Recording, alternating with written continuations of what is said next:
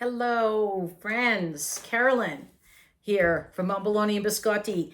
Today I'm doing a video on another one of my guilty pleasures, which is fresh chestnuts. When I was growing up, we would roast them in the oven, and it was always a crapshoot when they were done because in a chestnut, if you're aware, there is the outer shell, then there is like an inner paper sort of membrane that sticks to the nut. And sometimes you'd not have a problem. It would come right off when you open them. Other times it would stick and you couldn't really eat them.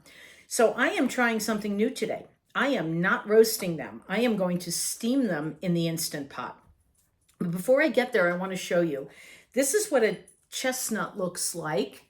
It's got a rounded side and a flat side typically. These chestnuts are beautiful. A friend of mine gave me some for Christmas, which I was going to buy them that day, and she said, oh, I have some. Let me give them to you, which I love. And when you roast or prepare or steam a chestnut, you must make a cut in them. Otherwise, they will explode, and that's not what you want. So these are beautiful. I did a bunch of them already. I made the cuts.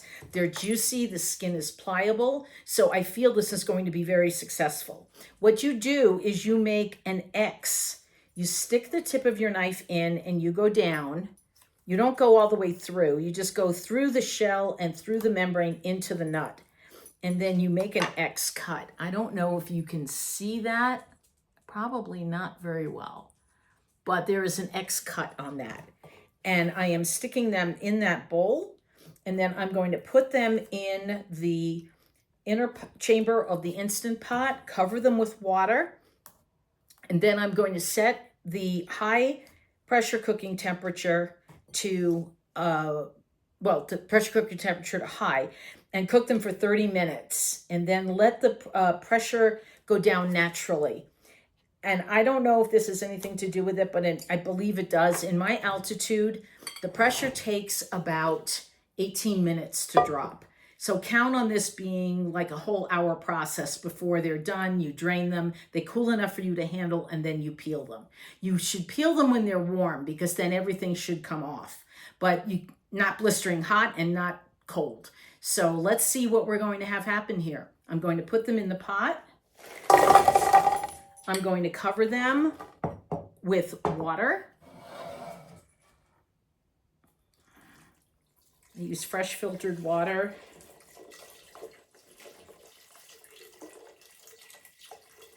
I think that's good. That's a fair amount. And then I'm going to stick this into the pressure cooker and set it.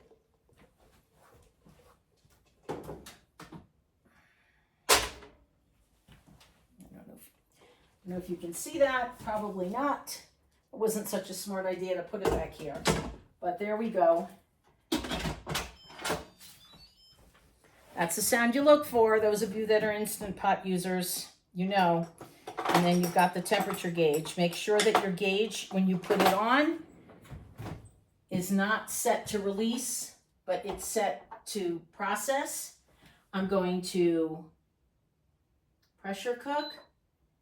And it's on high pressure, and I'm going to take it down to 30 minutes. I'm going to let that run, and when it's done, I'm just going to let the pressure drop naturally.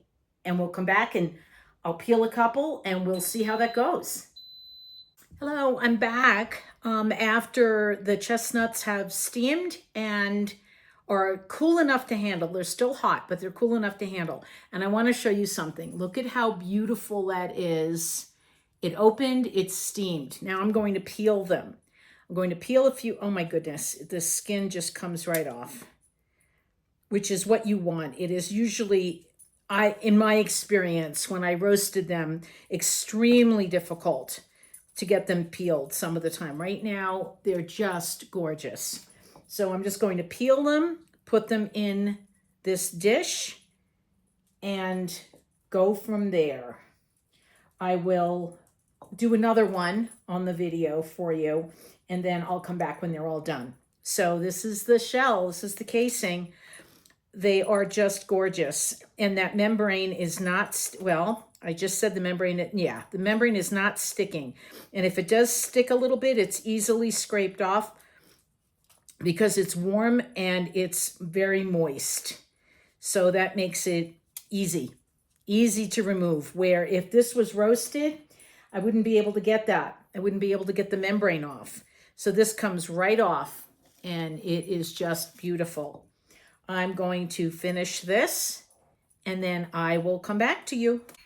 Okay, friends, I peeled them.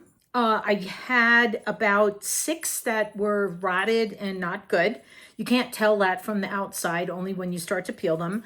I have a bit of chestnuts here that are just absolutely delicious. They don't come out of the shell in one piece. They're soft, which is fine for what I'm going to do with them, which is just put them in with my cereal or my yogurt or whatever I'm going to do. I'm just going to eat them. So these are absolutely perfect. And I'm only going to do them this way rather than roast them and try to wrestle and have all the hassle. These were not an easy task to peel, but a heck of a lot easier than if I roasted them because the membrane was able to slip off. I don't believe I told you in the beginning part of the video about the knives I used. I used a paring knife. This is I have several paring knives, all different sizes. This one is a 4-inch, this one is a 3-inch, and I think I have a 6. No, I don't know. I think I have a 6-inch, or I have another 4-inch, one of the two. I don't believe in sets of knives. I believe in the function of knives. I have a chef's knife. Well, I have like 3 chef's knives. I have a slicing knife, and I have a boning knife, or I think I have 2. I have one smaller one and a longer boning knife, which I'm going to do another video on. And I think that's it. You need a paring knife, a slicing knife, and a chef's knife, basically. That's what should be in your repertoire. If you have other knives that you like, that's great. I do have a sandwich knife. They call a sandwich knife that I use for certain things. And I will do a video and go through that. But I wanted you to know I used a very sharp paring knife. Again, more accidents are done with dull knives than with sharp ones. So always make sure your knives are sharp and ready to go. So this is Carolyn from Bombolone and Biscotti. I am so grateful for you. I appreciate every last one of you for stopping by. If you enjoyed this video, please hit the like button, leave me a comment, and subscribe to the channel. Tell me if you like chestnuts, how you prepare them. What do you do with them besides just eat them out of hand? I just love them. I do want to give a shout out to Life is Good. I love their t-shirts. This one, because it's the holidays, says peace on it. And it's got my little gnome friends and the Christmas tree in the back of the truck. They are not, they don't sponsor me by any means, but I wear a lot of their shirts because I love them. And I will leave a link in my description to their site where you can shop around and take a look. And I really appreciate you all. Thank you again. This is Carolyn from Bombolone and Biscotti.